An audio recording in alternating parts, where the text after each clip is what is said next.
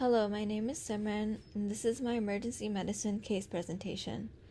So, Mr. John Smith is a 62-year-old male with a history of asthma who presented to the ED with 2 days of progressive fatigue, weakness, polyuria, polydipsia, and mild nausea. He said he had a dry mouth, and family reported that he had been more tired than usual. It was unknown if he had a history of diabetes.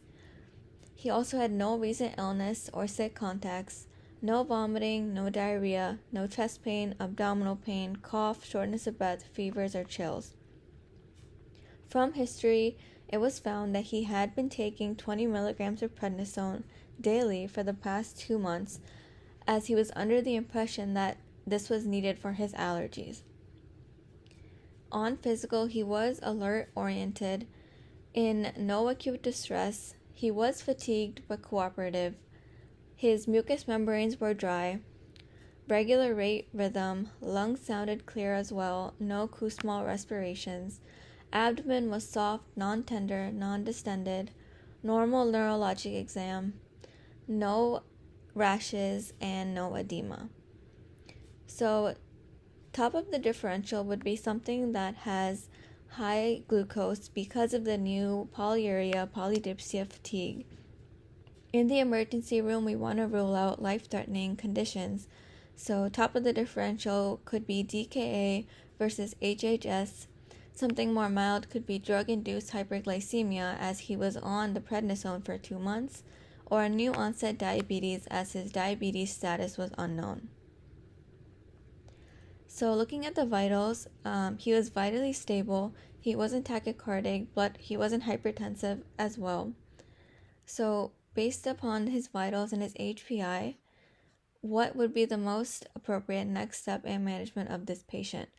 Would it be to order imaging, start a glucose-reducing medication like metformin, start antibiotics for a possible infection, or start fluids for the clear dehydration he has? None of those seem to be the most appropriate answer because we want to rule out DKA versus HHS first to make sure it's nothing life-threatening. So the answer would be to calculate anion gap. So we got the labs. Labs showed that he had mild leukocytosis with neutrophilia, hemoconcentration, hyperglycemia at 300, hyponatremia at 131, bicarbonate at 21, normal potassium, elevated BUN to creatinine ratio, normal venous pH, hemoglobin A1C of 6.2, and a urinalysis that showed no ketonuria. When looking at the labs, you want to know how to interpret DKA and HHS. In DKA, you typically have glucose levels greater than 200, which we do see here, beta-hydroxybutyrate greater than 3 or ketones greater than 2+, as well as a pH less than 7.3. You see beta-hydroxybutyrate because it is the most prominent ketone body produced in DKA, which also contributes to the acidosis picture, leading to a lower pH. In HHS, you see much higher glucose levels, around 600, lower beta-hydroxybutyrate or ketones, and a pH greater than 7.3. In diabetes, you would see an A1C of greater than 6.5, and in this patient, their A1C was 6.2, which doesn't meet the diagnosis of diabetes. This patient had hyponatremia, which was likely pseudohyponatremia due to the high serum glucose, as it led to a corrected sodium of 134. Putting that corrected sodium into the anion gap formula, we get an anion gap of 12, which is normal. So a normal anion gap plus a low bicarb could suggest metabolic acidosis. However, because the pH was normal, this leans us away from DKA because you would have a low pH in DKA, and all of this combined leads to no clear evidence of uncompensated metabolic acidosis. This patient also had an elevated BUN creatinine, which is consistent with dehydration from osmotic diuresis from the hyperglycemia. Their glucose levels were not near the ones that you see in HHS. They had normal beta-hydroxybutyrate, no ketonuria, no acidosis. So all together, it most likely suggests steroid-induced hyperglycemia from the steroid that the patient was taking for the past 2 months. In the ED, the patient was treated with 1 bolus of regular insulin, and their glucose, vitals, and mental status was monitored every 30 minutes for 1 to 2 hours, and then hourly for 4 to 6 hours. They were also given a bolus of normal saline for dehydration. The safe downward trend for the glucose is less than 250 but greater than 100, so that was our goal. And once the patient reached a glucose of 120 after about 2 hours, they were safely discharged. If the patient had DKA, the approach would be to first assess the patient's hydration status.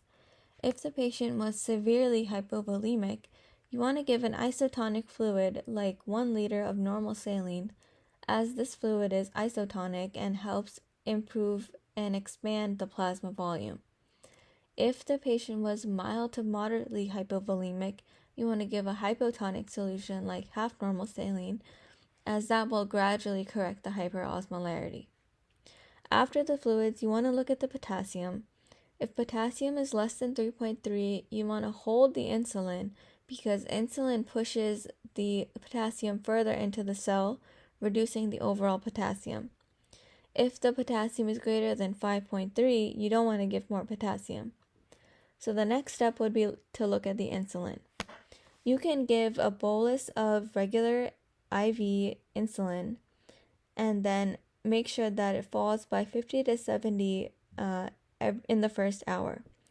After the serum glucose reaches 200, you can reduce the rate as well as change the fluid to 5% dextrose. The approach in HHS is quite similar. However, we do want a much gradual lowering of glucose over the course of 24 to 48 hours here to avoid cerebral edema. You also usually need much larger volumes of fluid due to the more profound dehydration. Lastly, if a patient comes in with steroid-induced hyperglycemia, you can look at the amount of time that the patient was on the steroid. If it was less than 3 weeks, abrupt discontinuation is advised.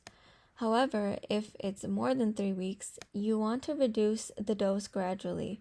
For example, a 20 milligram dose in this patient could be reduced by 5 milligrams every 2 weeks until it reaches 10, and then 2.5 every 2 weeks until it reaches 5, and continuing that in the morning and reducing it by 1 milligram every 2 to 4 weeks until 2.5 per day is reached.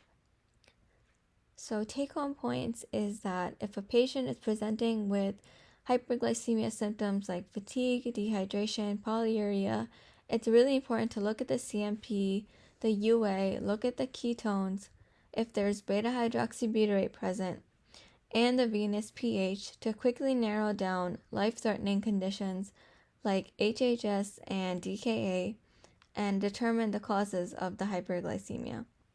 Also remember to monitor potassium when treating for DKA. Thank you.